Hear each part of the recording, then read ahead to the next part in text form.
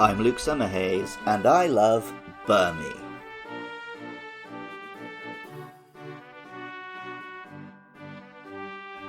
Shaking trees to see what monsters fall out has been a part of the Pokemon games since the Johto region in Gold and Silver, but it reached its zenith in the Sinnoh region. In Pokemon Diamond and Pearl on the DS, there was an elaborate system of slathering trees in honey and then returning to them later to see which monsters had been attracted.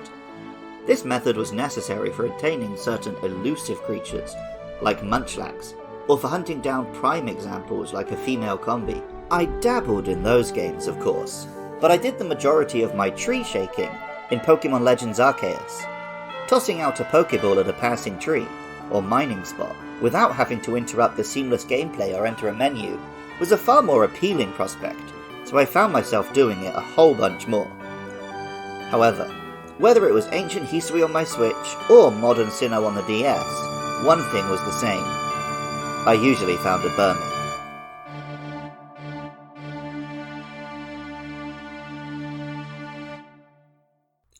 Burmy is a cute little black bug Pokemon with a beak-like mouth. It dangles from a tree, with tiny limbs poking out beneath it, and is usually wrapped in a cloak made of detritus. Pokemon Diamond tells us, to shelter itself from cold, wintry winds, it covers itself with a cloak made of twigs and leaves. Pokemon Pearl tells us, if its cloak is broken in battle, it quickly remakes the cloak with materials nearby. And Pokemon Platinum tells us, even if it is born where there are no cocooning materials, it somehow always ends up with a cloak. The nature of this cloak actually changes based on the last location in which Burmy battled. If it was a grassy or forested area, Burmy will be covered in green leaves, the so-called plant cloak. Legends Arceus says of this one, if its cloak is even slightly damaged, Burmy will immediately repair it with whatever is close at hand. The Pokemon within the cloak is scrawny and vulnerable to the cold. If instead the last place Burmy battled was a cave, mountain, or other rocky area, Burmy will be coated in a sandy, tan-coloured rocks and dirt, the sand coat. And Legends tells us of this one. It creates a cloak by weaving together sand, mud, and silk it has spat out. This earthen cloak is ruined by wind and rain, so the Pokemon hides away in caves and other such places. Lastly, if the place where Burmy battled was a city, building, or other urban environment, the next time it's sent into battle, it will be wrapped in bright pink paper and other detritus, literally called the trash coat. And Legends tells us, when confronted by a lack of other materials, Burmy will create its cloak using dust and refuse. The cloak seems to be more comfortable than one would think. Whichever type of cloak it's wearing, Burmy is a pure bug-type Pokemon. It's inspired by the Bagworm, a real-world insect, which is not really a worm so much as a caterpillar. Rather than creating a cocoon from its own silk like most species, it gathers twigs, leaves, or whatever else is in the environment, and builds a nest-like bag in which to spend its pupal form. The name Burmy simply combines bag and a little wormy. Similarly, the Japanese name Minomuchi is just a cuter form of Minomushi, the Japanese name for a bagworm.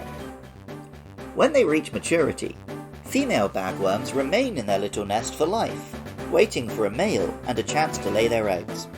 This is where Burmy's cloak becomes important.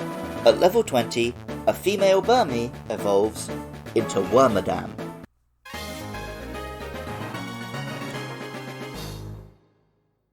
Still a black bug, with a long snout that reminds me a little of classic children's story The Worm on a String, Wormadam has an elaborate dress-like version of Burmy's cloak. Pokemon Diamond tells us, when Burmy evolved, its cloak became a part of this Pokemon's body. The cloak is never shed. And Pokemon Pearl tells us, its appearance changes depending on where it evolved. The materials on hand become a part of its body. And Platinum tells us, when evolving, its body takes in surrounding materials. As a result, there are many body variations. Well, specifically there are 3 variations. Depending which cloak Burmy was wearing at the time of evolution, Wormadam can have one of 3 forms. If Burmy was in Plant Cloak, Wormadam will be a bug and grass type. Pokemon Legends Arceus tells us, "The cloak, fashioned from plant matter, has merged with the Pokemon and is now part of the body, like fur or skin. I suspect this fusion is an effect of the energy involved in evolution." If the Wormy was in the sandy cloak, we get the bug and rock type Wormadam, and Pokemon Legends tells us, "Its earthen skin is reasonably hard. It has no problem repelling a Starly's pecking at least." And if Burmy was in Trash Cloak, we get a Wormadam, which is similarly modelling the Derelict range, and Pokemon Legends tells us, "Its body, composed of refuse, blends into the scenery so much as to be inconspicuous. This seems to be the perfect way for the Pokemon to evade the detection of predators." These three typings can of course change Wormadam quite a bit, particularly as its main role, stats-wise, is as a defensive Pokemon. The name combines worm with madam, of course referring to this Pokemon only evolving from females.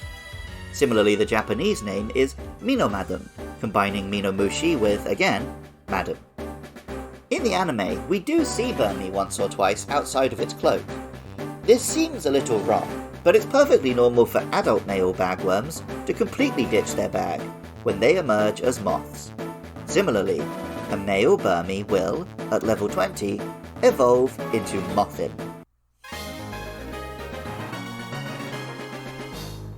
Mothim is a black moth with glorious orange wings and, naturally enough, a bug and flying type. Pokemon Pearl tells us, "It does not keep a nest. It flies over fields and mountains in constant search of floral honey." Mothim is faster and more attack-focused than Wormadam, though not so much as to be particularly threatening. The colour scheme is reminiscent of the real-world moth, though it is of course a little more elaborate. I talked at the start of this episode about the honey antics required to meet Burmy back in Generation 4, and the majority of Mothim's Pokédex entries talk about its taste for the stuff. Pokemon Diamond tells us, "It loves the honey of flowers and steals honey collected by Combi." While Pokemon Platinum says, "While it loves floral honey, it won't gather any itself. Instead, it plots to steal some from Combi." While we're back to talking about shaking trees and meeting Burmy, I'd like to introduce a new feature and the return of an old friend. You might not have heard much recently from #1 superfan Andrew Rice, and that's because he only dabbled in Pokemon Generation 4 very briefly back on the original DS games, and he's been struggling to remember the monsters. I ambushed him to see if he had any thoughts at all. Ladies and gentlemen, welcome to a new segment. It's called Does Andy Remember This Gen 4 Pokemon? And if so, does he have any thoughts? Our first one is Burmy.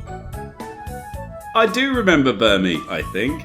I remember Burmy falls out of trees. It does. Can you picture a Burmy? Green and black. Or sometimes different colour, maybe, if it's a special one, like pink, if it's cherry blossom season. That's close enough. It's like where you find them. Yeah, cherry blossom land. That's still trees, which is the green one.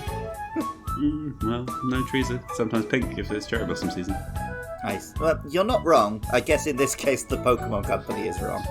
Yeah, and sometimes trees are red if it is Canada. Or just autumn. Yeah, specifically that, but obviously Canada's well known for its red leaves and isn't currently in the forefront of my mind.